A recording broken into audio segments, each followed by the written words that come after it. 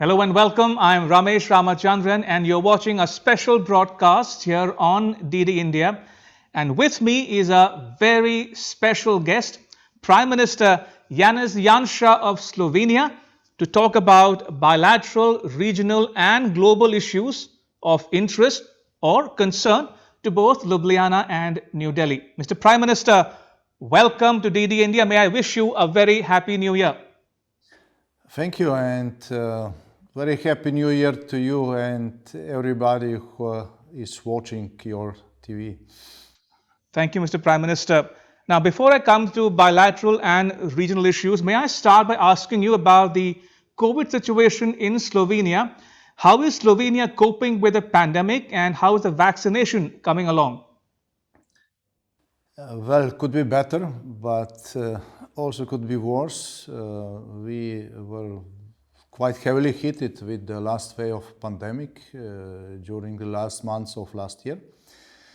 And now Omicron is coming to Slovenia also, as is the case in whole Europe. Fortunately, the numbers of people affected and hospitalized are still manageable. And we hope that we will reach the peak of this wave within next 2 weeks and then everything to come down. We hope that the current level of vaccination, which is not as we wish to be, but still we successfully fully or partially vaccinated over 80% of all people above 50 and close to 70% of all adult population. So we think that this level will help us to fight this last Omicron wave of COVID. We are looking to Great Britain, Denmark, Portugal, and some other European countries where they have high numbers of infections, but not so high numbers of hospitalized people. And we hope that the same situation will appear in Slovenia during the next 2 weeks. Talking about the pandemic, Mr. Prime Minister, do you have a view on the origin and spread of the virus from Wuhan in China to all corners of the globe? Also, we saw in the case of South Africa and the Omicron variant, South Africa detected it quickly and alerted the world, unlike China in the case of the COVID-19 coronavirus 2 years ago. Exactly what you said. In January in 2020, I was on the official visit, political visit in Indonesia, and I saw with my eyes that the pandemic or the coronavirus is topic number one already in Asia. But in Europe, this was not the case. So I think that we will never 100% know what's the origin of this virus. Was it artificially developed in laboratory, or was some kind of accident, or it was natural origin? But we surely know that China didn't behave in good faith at the beginning, so we were not informed what's really happening. We knew that they cancelled internal flights from Wuhan to other cities in China, but at the same time the international flights went on to Italy, for instance, and Italy was first European country to suffer a lot, exactly because of many people coming from China to this part of Europe.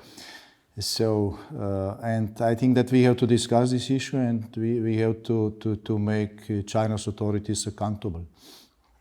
Indeed. Mr. Prime Minister, let me now come to Slovenia-India relations.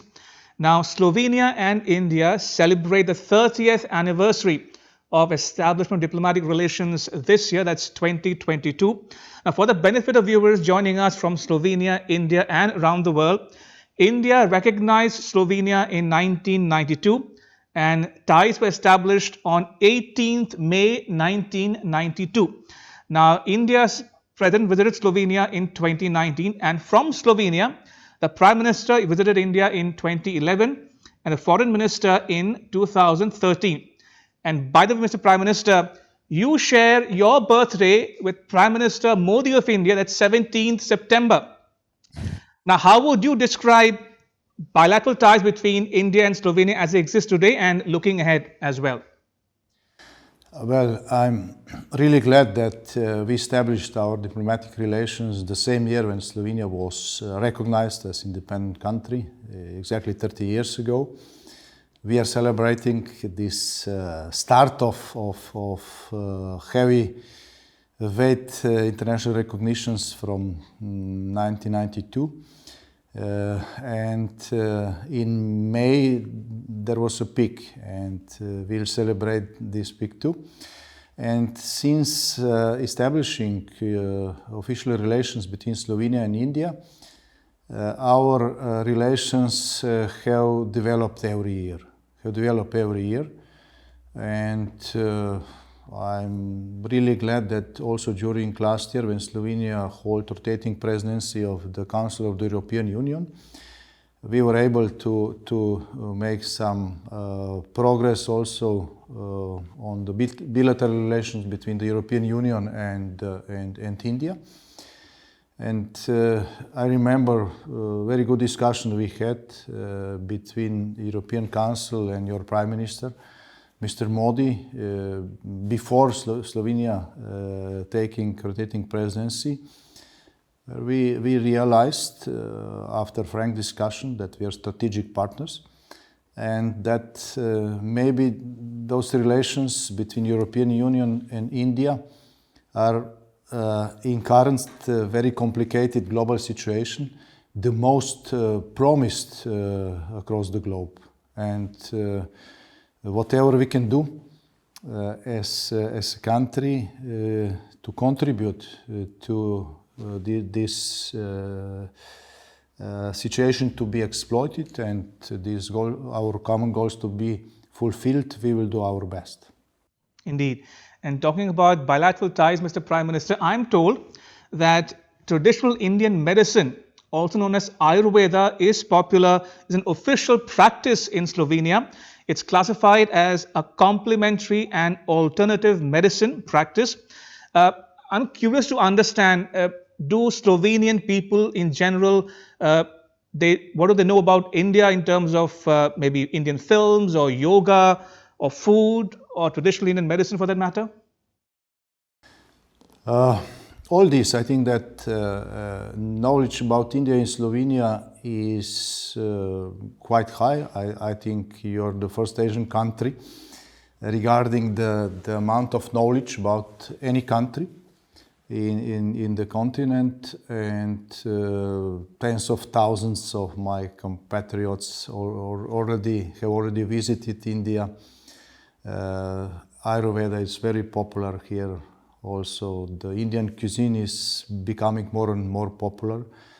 But also, I'm glad when I see when I'm meeting, the tourists from India coming to Slovenia, to Bled, also for skiing. Last time I saw a family from Calcutta skiing in our ski art. So I think that we have many opportunities to exploit, and also our economic cooperation, taking into account the size of our country and our economies, is quite good. India is our second biggest economic partner from this part of the world, and we are cooperating in many areas: electronics, solar power, hydro power plants technology. Also, we are glad that a Slovenian company which is producing the training planes for civil purpose, also for the army, signed a huge contract a few years ago with your government for training. So there are many areas where we are cooperating, not only tourism. Indeed. In September last year, Mr. Prime Minister, Indian Foreign Minister called on you in Slovenia, and you put out a tweet on the occasion saying that you discussed relations between India and Slovenia, India and the European Union, and the global situation, in particular, the geopolitical changes or challenges in the Indo-Pacific region. And you put out two hashtags, South China Sea and hashtag Taiwan. Now, from an Slovenian perspective, how do you see the situation in the Indo-Pacific and your relations with China and Taiwan in recent times?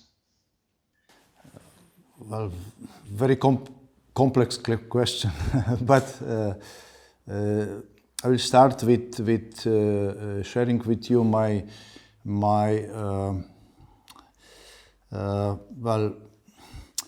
experience from my meeting with your foreign minister, because we had very frank discussion, and his assessment about the situation in South China Sea, in Pacific or Indo-Pacific region was very, very accurate. I can say that we agreed on the picture he delivered, and he was very precise. He was very precise, and also my belief, and this is also the majority belief inside of the European politics, is that this is now despite all these problems happening between Russia, Ukraine, and other things, but the key issue is Pacific now, and India is a crucial country here. It's a crucial country for balancing those tensions there, for aligning with all other countries which wants all planet, but also this specific part of the globe to live in peace. And you ask about Taiwan. I think that for everybody who knows the history and who knows that the legitimate successor of China, was what was the rest of China escaping to Taiwan. That we support the sovereign decision of the Taiwanese people. If they want to join China, if there is their free will, without any pressure, without any military intervention, and without any blackmailing, without strategic cheating, as it is happening in Hong Kong currently, then we will support it. But if Taiwanese people wants to live independently, we have to support also this position. And I think that this is the main issue, and all division regarding the question of Taiwan is focused on this issue. And I think that we have to be principled, and I think that we have to work together. And as I said at the beginning, India is a crucial factor here to guarantee the balance of power, and with this the very foundation of all kinds of possible peaceful solutions. And talking about Taiwan, Mr. Prime Minister, does the Slovenian struggle for independence hold some lessons for Taiwan also? Do you, for instance, support a proposal for a ban on imports from Xinjiang in particular, given the forced labor taking place there? Well, this last issue, we would like to have more firm EU politics, because sometimes this question included, we are very strong on words, but not as strong in deeds. And Slovenia is fighting because of our experiences, you mentioned partially, because of our struggle for independence. for this gap between the words and this to be as narrow as possible. So, and we firmly supported the government of Lithuania, and we are still supporting it during these pressures happening, because frankly speaking, there is vast majority of the EU member countries holding some kind of representative offices with Taiwan, and Lithuania is not exemption. It's not exemption. There are some slight differences in naming the missions, but this is not important. I think that China changed this. China protested every time when some European country established such offices, but they never went so far as they did in this case, and it's terrifying. It's terrifying trying to isolate a country, small country, who also fought for its independence 30 years ago. I think that, formally, European Union backed Lithuania, and I think that any kind of proceeding pressure on Lithuania and some other countries in Europe will not benefit China's government. So it's, good relations, good trade relations are in, common interest. And if one side is trying to hurt these relations, maybe they could benefit on short term, but on long term, we are all losers. Since you spoke about Lithuania, Mr. Prime Minister, how do you see the Chinese economic coercion using trade as a weapon? Also, like Lithuania in 2021, are you considering, for instance, quitting the 17+1 group or elevating your ties with Taiwan going forward? Well, actually, we have normal relations with Taiwan. Last year, when we saw some good measures, anti-pandemic measures in Taipei, I personally called Health Minister of Taiwan, and we ran an audio-video conference exchanging our experiences.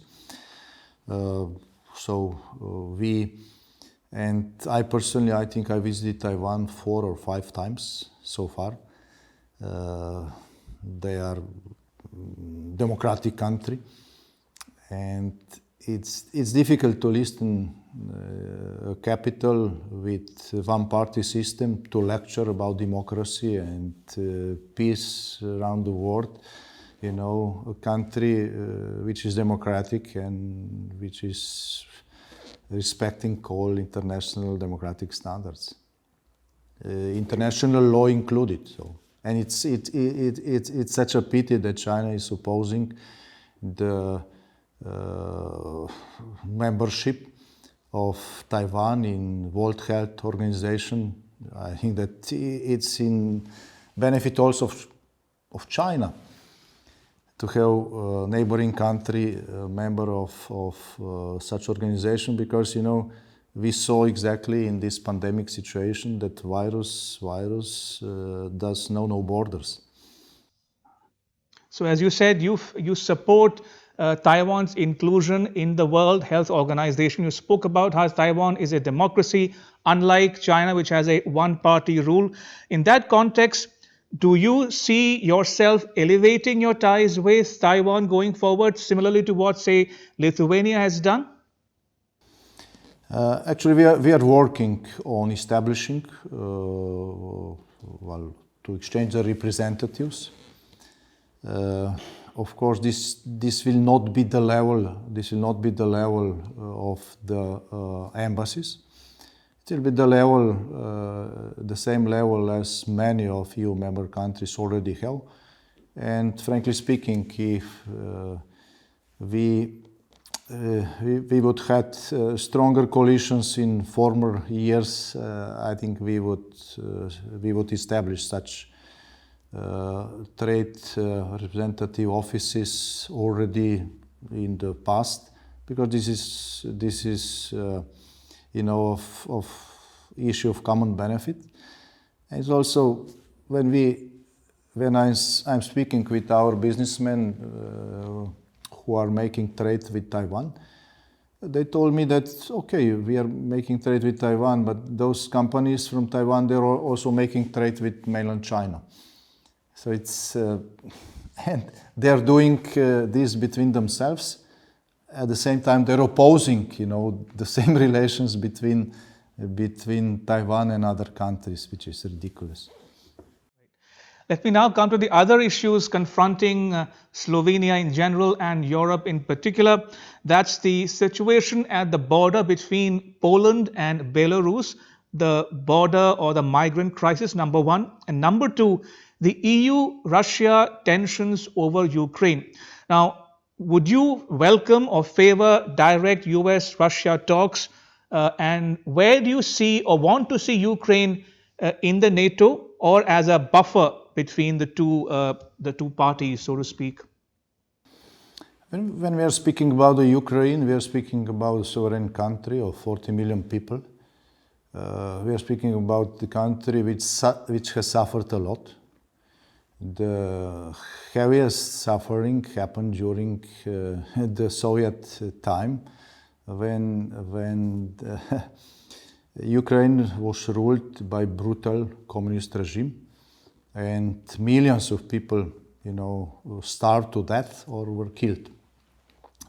And I completely understand them that they don't want to come under the authorities of the same capital. Again, doesn't matter that some things changed in Russia during this time too. And imagine that somebody is speaking about India or Slovenia to be a buffer zone. Nobody wants to be a buffer zone. I don't wish to any country, to any nation, to be treated as a buffer zone. It's humiliating. So it's on them. If Ukraine wants to become the member of the European Union, if they decide, if they have a referendum, they vote for it, they have all our support. If they don't want to, they also have our support. It's their sovereign decision. It's not the decision of Brussels, neither the decision of Washington, neither the decision of Moscow. And regarding these talks between Moscow and Washington now, I think that first of all, European Union has to be involved, because this is our neighborhood, and also the vast part of the Europe is part of NATO. So I think that both Washington and Moscow have to respect this situation. And of course, also from our side, the European part of NATO has also to do its homework. So not only to expect that difficult task will be fulfilled by the Americans. One quick follow-up question, Mr. Prime Minister. Given what is happening between the EU and Russia on the one hand, and the situation in the Indo-Pacific, from a Slovenian perspective, who do you see as a greater threat to the larger European Union? Is it Russia or could it be China? Well, even if this is not the case, but I'm afraid it is, I'm speaking about the possible coordination between Beijing and Moscow. There is some strange situation now across the globe, and I'm afraid that some people in China or in Russia, they want to exploit this situation. And this is why I think that this pressure on Ukraine and on NATO at the same time from Russia, and this pressure from Beijing to Taipei, to Taiwan, they are somehow coordinated. They're somehow coordinated because, if somebody is pushed to deal with two major crises in two different parts of the world, he has to split their diplomatic efforts, the economic efforts, and also military efforts. And this is why I think that those threats or those conditionings are somehow linked, coordinated, and we have to be aware of this because this is making everything even more dangerous. So I think that next weeks, next months will be of crucial importance for both areas. Indeed. And finally, Mr. Prime Minister, I want our viewers, those who are watching this interview, to get to know you better. Now, you are prolific on the social media, on Twitter in particular. How do you manage your time? How do you get the time to be so active on Twitter? And what are your views on social media in general? Well, social media, they are tools like TV stations or newspapers in former times, with some specifics, of course. But you can use those tools for good or for bad. So it's on us. It's always on us. And this has to be, I think, first approach when we are speaking about social medias. They are reality, and they make real-time interventions or real-time actions when those actions are needed, where you have to inform your public, your country on something possible. So I don't glorify the social medias. I don't think that this is something worst happened during the modern times. They are just tools, as any tool. You can use also military tools for defense or for the attack.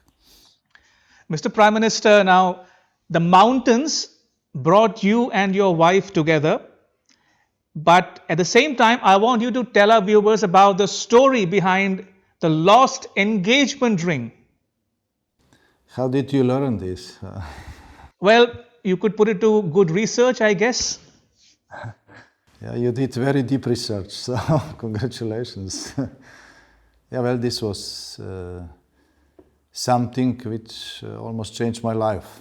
So a coincidence which obviously happens sometime.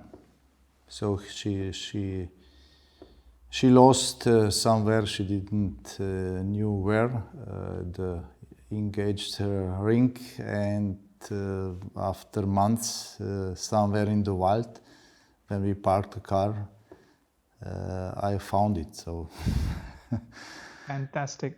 Would never believe if somebody will tell me in advance. So. Mr. Prime Minister, but I didn't know that this story is well known. So I think I just described it once. Mr. Prime Minister, now you are a man of many parts. You love the mountains. You're a mountaineer. You love football, golf, skiing. You are a full-time 24/7 politician. You founded an IT company. I'm told it was called Micro Ada. You wrote books. You've dabbled in journalism as well. You applied for a post in a newspaper in 1985, if I'm correct. If I were to ask you, what's your first love, Mr. Prime Minister? What do you love doing the most out of these things? Currently, well, my first love is a family. I have two young boys now, 8 and 10 years. And this means there is no golf. There is quite not much time also for mountaineering. So when we have time, we go family skiing, also cross-country skiing now during the winter. And but we do hiking with the children during the summer. And maybe when we are in opposition, everything is much easier. But now when we have the government, EU presidency, and the pandemic and everything, the time is very scarce, and this is the most precious thing we have in our life. Right. On that note, may I thank you, Mr. Prime Minister, for making time for us here at DD India. Appreciate it. Thank you. Thank you, really. And congratulations for you. I congratulate you for your deep research. Thank you. Thank you, Prime Minister. Appreciate it.